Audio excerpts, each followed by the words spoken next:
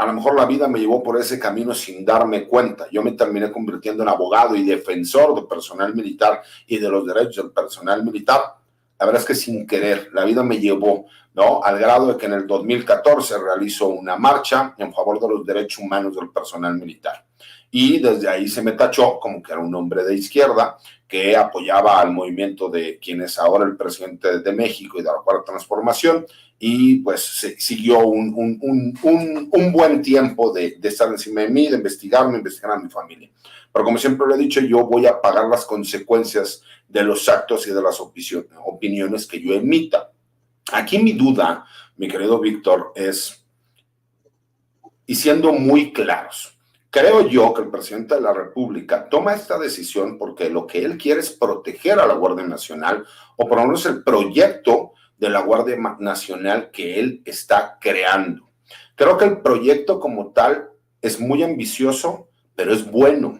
Creo que lo que él busca es que después de 20, 30 o 40 años sigamos viendo a la Guardia Nacional, pero ya dando los resultados que tendría que dar. Porque seamos muy honestos, si bien es cierto, se ha intentado, estos años no ha sido la solución la Guardia Nacional, también por una cuestión a mí muy personal punto de vista. Y es el hecho de que tanto los municipios como los estados están fallando en brindar seguridad pública. No todos, por supuesto, pero sí la gran mayoría. Porque esa Guardia Nacional que nosotros esperábamos que hiciera grandes detenciones y que fuera sobre grupos criminales que se encuentran en diferentes regiones del país, la realidad es que se le ha pasado desgastándose en delitos del fuero común, que tendrían que estarlo viendo tanto las policías municipales como las policías estatales, y que aparte se termina entorpeciendo por esta, a lo mejor, falta de capacidad para saber que después de la detención tendrá que haber una serie de procesos de carácter administrativo en donde el personal militar nadie le explicó, o si le explicó no se tomaron el tiempo suficiente para que les quedara claro de cómo se tiene que hacer ese informe policial homologado, una puesta a disposición, si hay una retención ilegal, cómo justificar ese tipo de cuestiones de carácter legal y posteriormente presentarse a la declaración que tiene que rendir ante un tribunal o un juzgado, en donde por supuesto que los abogados defensores ya tenemos un machote preestablecido, incluso desde la queja a los derechos humanos, la denuncia por violación al debido proceso, etcétera, etcétera, etcétera. Y ahí es donde me gustaría saber tu punto de vista, mi querido Víctor. Mira, yo creo que hay un fenómeno, te acordarás de este incidente en La Huacana, Michoacán, donde personal militar fue desarmado. Yo creo que frente a todos los reglamentos, el reglamento de aplicación común a las tres Fuerzas Armadas de uso de la fuerza, la Ley Nacional de Uso de la Fuerza, los militares estaban plenamente autorizados a defenderse porque su vida peligraba. Y aún así no lo hicieron. Hay un fenómeno que ha ocurrido en México en el que los policías y los militares hoy en día ya tienen miedo de hacer su trabajo.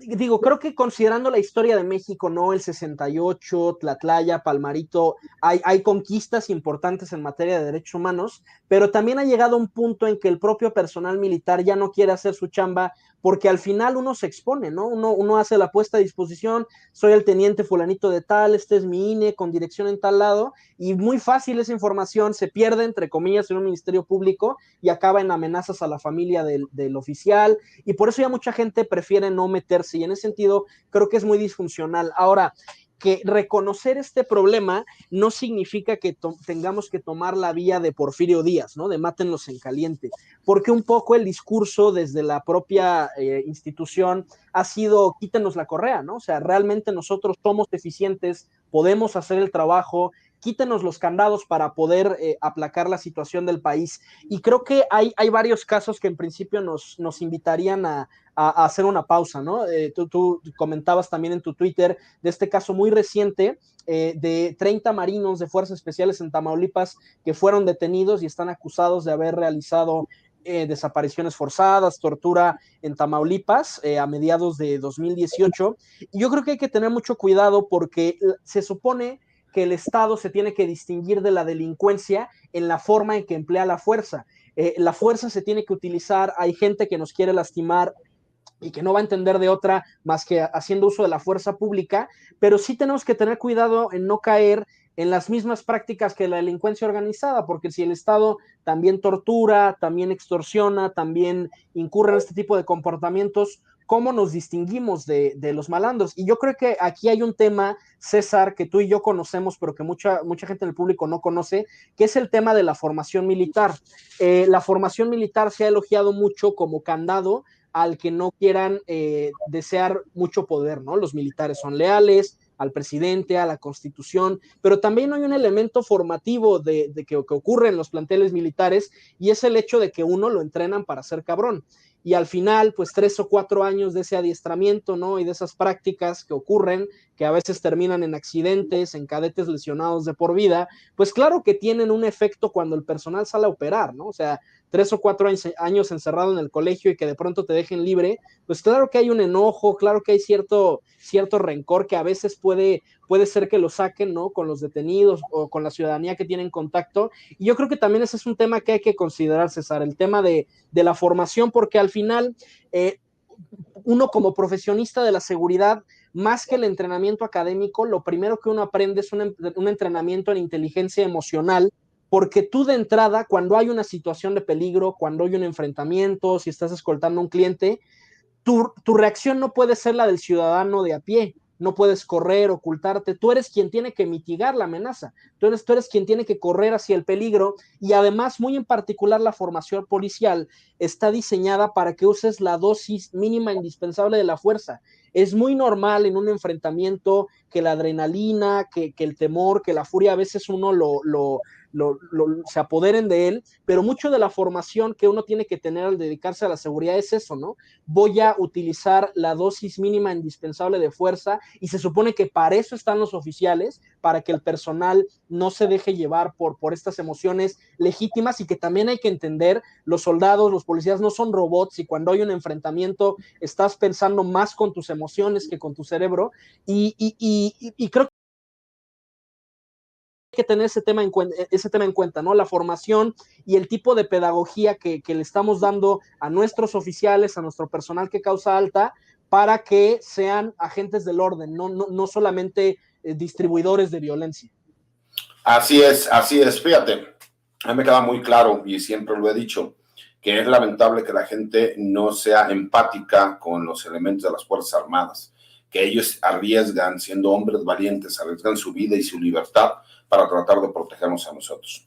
Y que lo hacen por el mismo sueldo, ¿eh? Y no faltará quien diga, pues sí, pero para eso se rentan y que no sé qué tal. Sí, sí, mi hermano, pero eso tiene que ver mucho más con vocación que cualquier otro tipo de cuestiones. Y que es lamentable porque yo sigo teniendo más de 230 elementos que defiendo por parte de la fundación que lleva el nombre de mi padre, y que aunque no todos a lo mejor tienen que ver en esta defensa, sí muchos de ellos, y es porque recibieron órdenes o porque no son las personas que realmente realizaron los supuestos hechos que se les imputan, y que ellos, por esa vocación de servicio, la realidad es que están pagando con prisión, abandonando a sus familias.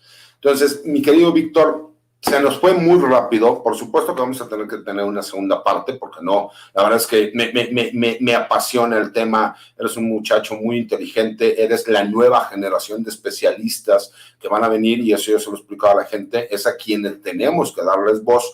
¿Por qué? Porque podremos estar o no de acuerdo con sus puntos de vista, pero siempre los voy a respetar porque están bien fundados, ¿no? Están bien fundamentados. Entonces, si te pido favor, si te despides de nuestro público, si nos compartes tus redes sociales, dónde te pueden ubicar, los trabajos de investigación que realizas, tus publicaciones, te lo agradecería mucho.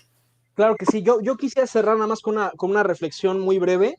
Igual que tú, César, yo siempre lo he dicho, yo creo que me llevé el alma tatuada de verde pixelado, y a la fecha yo veo a mi antigüedad, a mis amigos, y son mis hermanitos. Yo daría la vida por ellos, cualquier problema que han tenido, yo salgo a ayudarles, y creo que hay una situación bien complicada. Yo hace poco di una capacitación en la Policía Municipal de Celaya, si no mal recuerdo, y me preguntaba un cadete, ¿no? Un policía, oye, yo veo que aquí hay muchas dinámicas, hay corrupción, hay maltratos, ¿yo cómo resuelvo esto? Y la verdad es que creo que la respuesta que le di no le ilusionó mucho. ¿Yo por qué dejé el ejército? Yo porque sabía que me iba a enfrentar estas órdenes no escritas, que exponía mi libertad, y yo causé alta para hacer cumplir la ley. no para romperla en el proceso de supuestamente hacerla cumplir.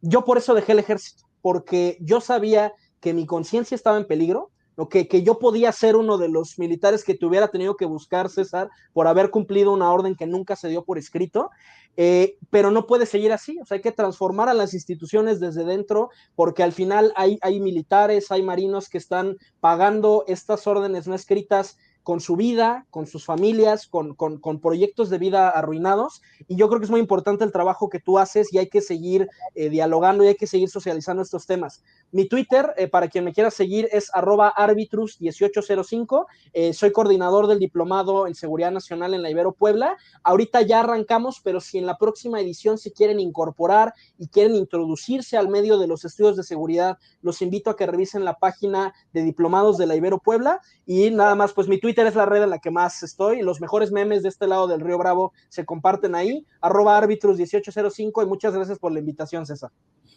No, al contrario, Víctor, te agradezco mucho que hayas podido estar con nosotros. Como siempre, saludo a mi tropa, que es la mejor tropa de todas las redes sociales. Les